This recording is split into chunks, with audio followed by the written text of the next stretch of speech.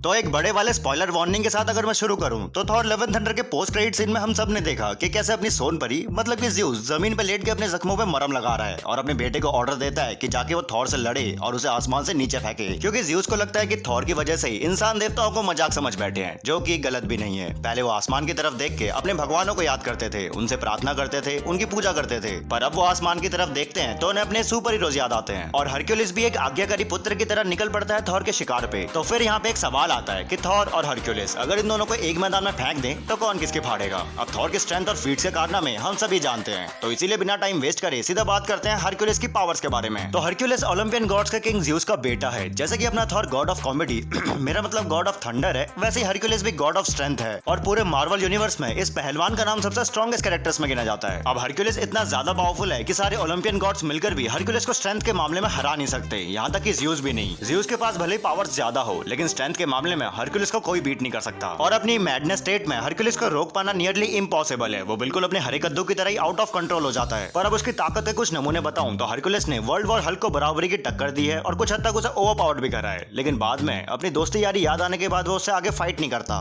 Hercules पेड़ पौधों से लेकर प्लैनेट्स तक को लिफ्ट कर सकता है, जहाँ पे उसने एक बार पूरे न्यूयॉर्क सिटी को एक जगह से दूसरी जगह शिफ्ट कर दिया था। सच में कॉमिक्स में कुछ भी पॉसिबल है। हरक्यूलिस ने स्ट्रेंथ में सेंट्री जैसे बींग्स को टक्कर दी है, साथ ही अपनी जबरदस्त मर्दानगी और गॉड लाइक फिजियोलॉजी की वजह से उसे चोट पहुंचाना काफी मुश्किल है। यहाँ तक कि वर्ल्ड वॉर हल्क से फाइट करने के बाद भी इसे ज्यादा इंजरीज नहीं आई, और अगर ये सब कम लगे तो इसने म्योनिर के अटैक्स को भी सर्वाइव किया है। सोच सकते हो कि कितनी मोटी चमड़ी है इसकी। अब बात करें उसके वेपन्स की तो हरक्यूलिस के पास कॉमिक्स में उसके दो वेपन स्वॉर्ड और मेज यानी गदा हमेशा ही उसके साथ रहते हैं, और ये दोनों ही वेपन एडेमेंटाइन से बने हैं। सुनने में गलती मत करना, ये एडेमेंटियम नहीं एडेमेंटाइन है। और उसकी मेज को फिजिकली म्योनिर जितना ही पावरफुल बताया जाता है। साथ ही Hercules hand to hand combat में एक्सपर्ट तो है ही, पर इसके अलावा वो हॉकाई की तरह बहुत ही सटीक निशाना लगा सकता है। अब इतनी बड़ाई करने के बाद ये भी पता लगा लेते हैं कि इसे हराया कैसे जा सकता है। तो हरक्यूलिस को तब तक नहीं मारा जा सकता जब तक कि उसकी पूरी बॉडी को रियलिटी से इरेज न कर दिया जाए या फिर उसकी पूरी बॉडी को डिस्ट्रॉय न कर दिया जाए, जो कि हो पाना बहुत ही मुश्किल है। अब देखो हरक्यूलिस फिजिकल स्ट्रेंथ, ड्यूरेबिलिटी और बैटल एक्सपीरियंस में थॉर से आगे क्यों ना हो, लेकिन थॉर हरक्यूलिस से पावर्स में काफी आगे है, क्योंकि थॉर गॉड ऑफ थंडर है, जिस वजह से उसके पास लाइटनिंग पावर्स तो है ही, साथ ही वो फिजिकली भी काफी स्ट्रॉन्ग है। लेकिन वही Hercules purely God of strength को होल्ड करता है और इसके अलावा उसके पास कोई स्पेशल पावर्स नहीं है। ऊपर से थॉर के लाइटनिंग अटैक इतने पावरफुल हैं कि रैग्नारॉक में इनका असर हमारे हरे कद्दू पे भी हो रहा था। अब कॉमिक्स के रेफरेंस देते हुए बताऊं तो इन दोनों ने काफी बार हाथापाई करी है, लेकिन इन दी एंड ये अच्छे दोस्त बनी जाते हैं। पर फिर भी कौन ज्यादा स्ट्रॉन्ग है ये डिबेट हमेशा से चलती हुई आ रही है, क्योंकि दूसरों को लड़ते हुए देखना ये इंसानी फितरत है, अब चाहे वो इंसान हो या हो भगवान। तो पहली जो थॉर और हरक्यूलिस की हैंड टू हैंड फाइट हुई थी उसमें हरक्यूलिस ने थॉर की गर्दन को अपनी बाजुओं से ऐसे जकड़ लिया था कि थॉर लिटरली उससे बाहर नहीं निकल पाया और सीधा नॉकआउट हो गया। पर इनकी दूसरी फाइट में थॉर ने म्योनिर के साथ साथ अपनी लाइटनिंग और स्ट्रेंथ का भी यूज किया था, जिससे हरक्यूलिस कुछ ही अटैक्स में ढेर हो गया।